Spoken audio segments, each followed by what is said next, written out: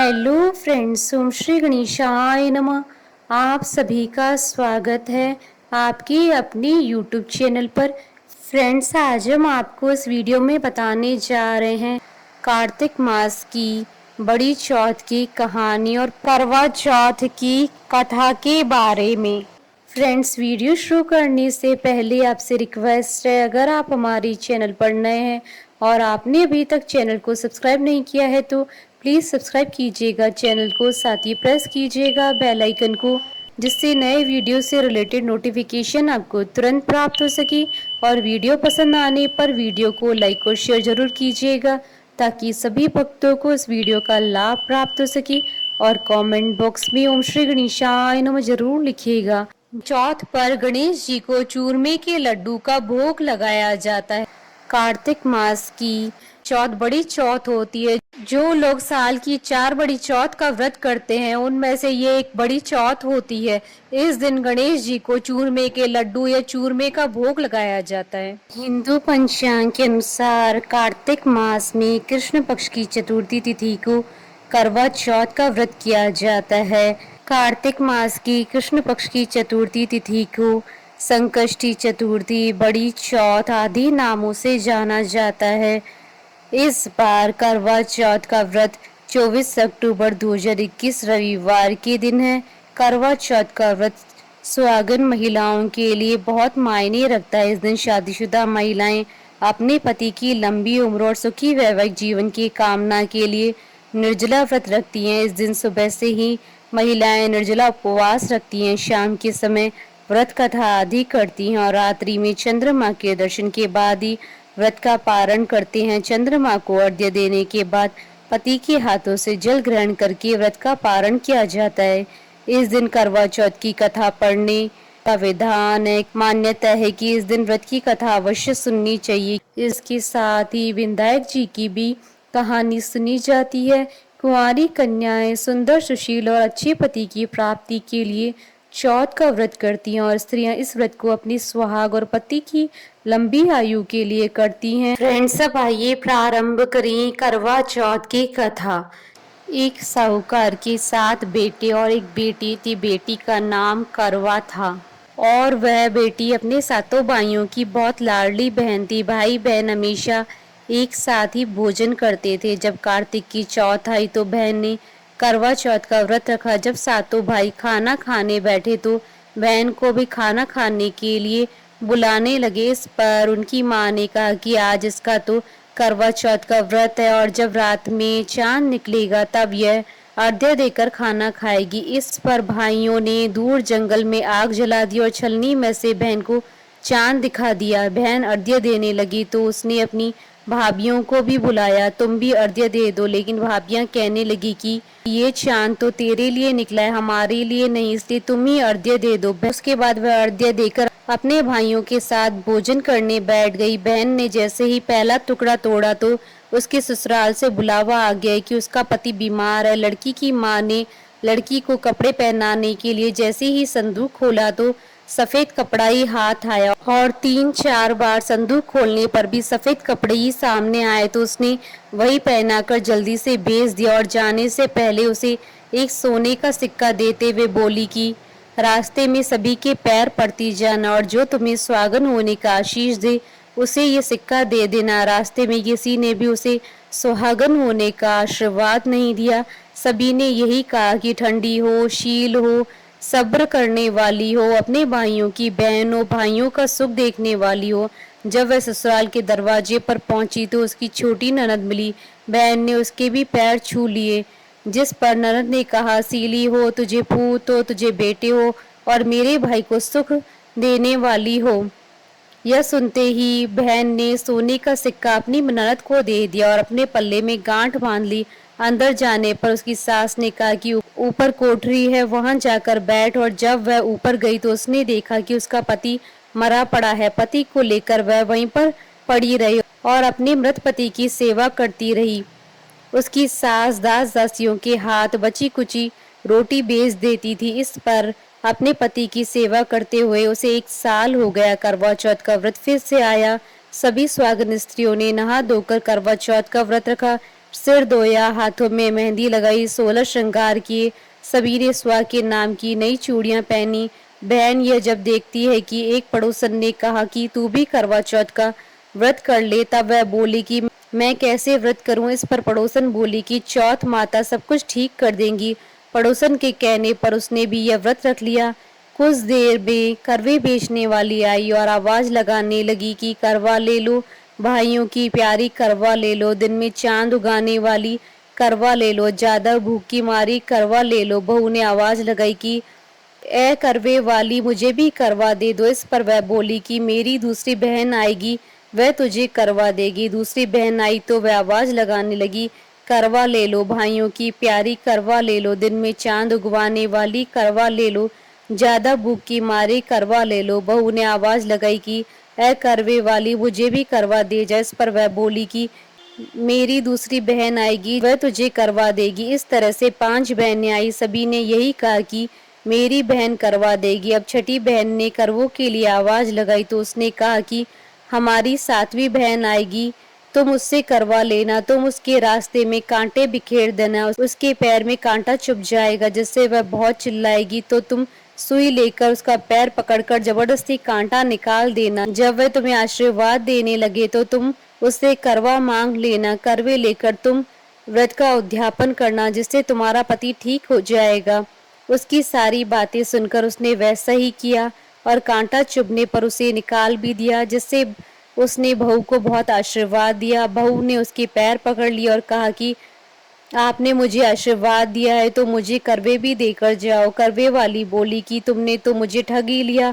यह कहकर चौथ माता ने उसे आंख से काजल, नाखूनों से मेहंदी, मांग से सिंदूर और छोटी उंगली का छींटा दिया, साथ ही करवे भी दिए। करवे लेकर वह उन्हें व्रत रखा और उद्यापन भी किया।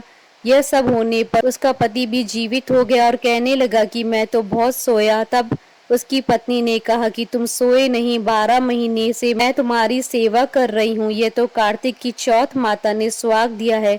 करवा चौथ का उद्यापन कर और चंद्रमा को अर्घ्य दे।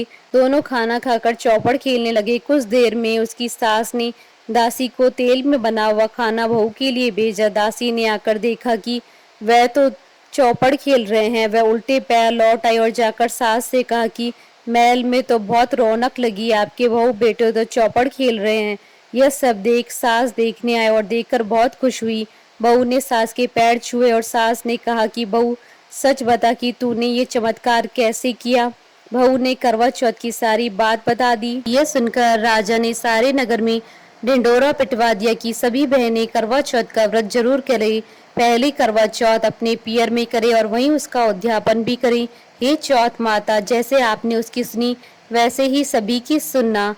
फ्रेंड्स, अब आइए प्रारंभ करें चौथ व्रत की कहानी। एक बुढ़िया माई थी, उसके ग्वालियो बिचौलियो नाम का बेटा था। बुढ़िया माई बेटे के लिए 12 महीनों की 12 चौथ करती। बेटा जंगल से लकड़ी काट कर लाता। दोनों माँ बेटे उनको बेचकर गुजारा करते थे। बुढ़िया माई रोजाना लकड़ियों में से 2 लकड़ी अलग रख लेती और चौथ के दिन बेटे से छुपकर बेचकर सामान लेकर आती। फिर 5 चूरमा के पिंड बनाती, एक बेटे को खिलाती, एक आप खाती, एक चौथ माता को चढ़ाती और वह 2 बांट देती थी। एक चौथ के दिन बेटा अपनी पड़ोसन के घर गया। उसने चूरमे के लड्डू बना रखे थे तो उसने पूछा, आज क्या है जो आपने चूरमा बनाया है? पड़ोसन बोली, मैंने तो आज ही बनाया है, तेरी माँ तो हर चौथ के दिन बनाती है, तुमको आज दिया था क्या? बेटा बोला, दिया तो था। पड़ोसन बोली कि तुम लकड़ियां लेकर आते हो जिसमें से तेरी माँ छुपाकर बेचकर चूरमा बनाती है। बेटा माँ के पास गया, बोला कि मैं तो इतनी मेहनत से लकड़ियां लेकर आता हूँ, तुम चूरमा बनाकर खाती हो, तुम मुझको छोड़ दो या चौथ माता को। तो बुढ़िया बोली, बेटा मैं तो तेरे लिए ही व्रत करती हूँ, सो तुमको भले ही छोड़ दूं, लेकिन चौथ माता को नहीं छोड़ सकती। तब बेटे ने घर छोड़ने का फैसला किया तो माँ बोली कि तुम जा तो रहे हो, लेकिन मेरे हाथ का ये आखा लेकर जा। तेरे ऊपर जो भी संकट आएगा चौथ माता और विनायक जी के नाम से इस अखे को डाल देना, संकट दूर हो जाएगा। बेटे ने सोचा कि यह तो झूठी बात है, लेकिन बात रखने के लिए ले लिया। घर से चला, थोड़ी दूर हो गई और देखता है कि खून की नदी बह रही है, कि दर से भी रास्ता नहीं था। तब उसने माँ के दिए हुए अखे को चौथ माता और विनायक जी का नाम लेकर नदी में डाल दिया और बोला, हे चौथ माता, अगर ये नदी सूखकर रास्ता दे जाए तो तुम सच्ची हो। इतने में ही नदी सूखकर रास्ता हो जाती है। थोड़े आगे चलने पर तो रात होने लगी और सुनसान जंगल आ गया। तब अक्खा लेकर बोला, हे चौथ माता, मुझे रास्ता मिल जाए, नहीं तो ये जानवर मुझे खाएंगे। इतने में ही रास्ता मिल गया। आगे एक राजा की नगरी आई। राजा हर महीने एक आदमी की बलि देता था। वह एक बुढ़िया के घर में गया तो देखता है कि बुढ़िया माई रोटी बनाते हुए रो रही थी। तब उसने पूछा कि माई, तुम क्यों रो रही हो? बुढ़िया बोली कि मेरा एक ही बेटा है, आज वो राजा की बलि चढ़ जाएगा, मैं ये रोटी उसके लिए बना रही हूँ। वो बोला कि माई, ये रोटी मुझे खिला दो, मैं तेरे बेटे के बदले चला जाऊंगा। माई बोली, रोटी खिला दूंगी, लेकिन तुझे कैसे भेज दूं? उसने उसे रोटी खिला दी। रात में सोते समय बोला कि राजा का बुलावा आए तो मेरे को जगा देना। आधी रात को बुलावा आया। बूढ़िया माई सोचने लगी कि पराए पूत से कैसे बलि चढ़ा दूं, पर इतने में ही वह जग गया और जाने लगा और बुढ़िया माई से बोला कि मेरी पोटली और लाठी रखी है। बुढ़िया माई सोची कि आज तक की कोई वापस नहीं आया है, कैसे आएगा? राजा का आदमी उसे साथ लेकर चला गया। वहां पर उसे कच्चे घड़े पकाने वाले कुंड अर्थात आवा में चुन दिया। जब वो चुना जा रहा था तो उसने अखा लेकर कहा कि हे चौथ माता, दो संकट टाल दिए, ये भी तुम ही टालो। इतने में आवा पककर तैयार हो गया और 2-3 दिन बाद आवा के पास बच्चे खेल रहे थे। बच्चों ने खेल खेल में आवा पर कंकरी मारी तो उसमें से आवाज आई। बच्चों ने राजा के आदमियों के पास जाकर कहा कि आवा पक गया है। राजा के आदमियों ने सोचा कि 6 महीने में पकने वाला आवा इतनी जल्दी कैसे पक गया। उन्होंने ये बात राजा को बताई। राजा ने जाकर देखा तो सारे बर्तन सोना चांदी के कलश हो गए। वे बर्तन उतारने लगे तो अंदर से आवाज आई कि धीरे धीरे उतारना, अंदर मानस है। राजा ने सोचा कि इसमें से तो पहले तो कभी कोई ऐसी आवाज नहीं आई। राजा ने पूछा कि कौन हो तुम? तो उसने अंदर से ही कहा कि मैं तो वो ही हूँ जिसे आपने 3 दिन पहले इसमें चुनकर बलि ली थी। उन्होंने खोलकर देखा तो अंदर वही आदमी है जिसे 3 दिन पहले उन्होंने इस आवा में चुनकर बलि चढ़ाई थी। उसने सारी बात बताई। उसे महल ले जाया गया। राजा ने पूछा कि तुम कौन और बच कैसे गए? तो उसने कहा कि मेरी माँ चौथ माता का व्रत करती थी, उसी की वजह से बच गया। तब राजा ने कहा कि ये झूठ है, इसकी परीक्षा लेनी होगी। राजा ने 2 घोड़े मंगवाए, एक पर स्वयं चढ़ गया और दूसरे पर उसको चढ़ा दिया। उसके हाथों और पैरों में जंजीर डाल दी गई। राजा ने कहा कि अब अपन जंगल की तरफ चलते हैं। अगर जंजीरें खुलकर मेरे हाथों पैरों में आ जाएंगी तो तुम्हारी माँ की चौथ माता सच्ची। थोड़ी दूर चलने पर ऐसा ही हो गया। राजा के हाथ पैरों में जंजीरें जकड़ गई। फिर उस लड़के ने बड़ी मुश्किल से राजा को वापस राजमहल पहुंचाया और जाने लगा। तब राजा ने उसे रोकने के आदेश दिए। फिर राजा ने उसे अपनी बेटी के साथ विवाह करने के लिए कहा तो उसने सहर्ष स्वीकार कर लिया। राजा ने उसे उसी महल में रहने के लिए अलग से सारे साधन उपलब्ध करवा दिए। वह राजकाज में सहयोग करने लगा। कुछ महीनों बाद उसे घर की याद आई। एक दिन मौसम बहुत खराब हो रखा था, चारों ओर बिजलियां कड़क रही थी। उसे अपनी माँ की याद आई तो उसने अपनी पत्नी से कहा कि आज तो बिजली मेरे गांव की तरफ चमक रही है। तो उसकी पत्नी यानी राजा की बेटी ने कहा कि आपके गांव भी है क्या? तो उसने बताया हाँ।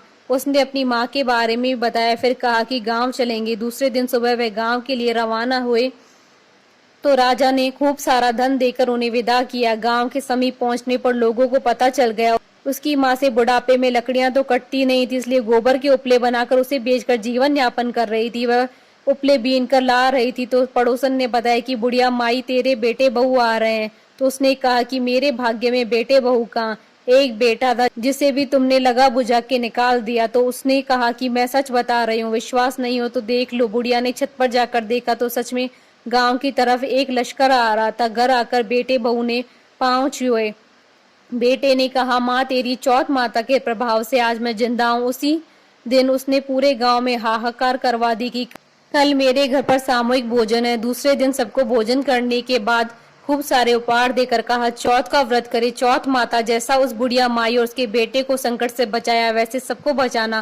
सुनने वालों को और उसके परिवार को बोलिए चौथ माता की जय, विनायक जी महाराज की जय। हमारे साथ इस वीडियो में अंत तक बने रहने के लिए धन्यवाद।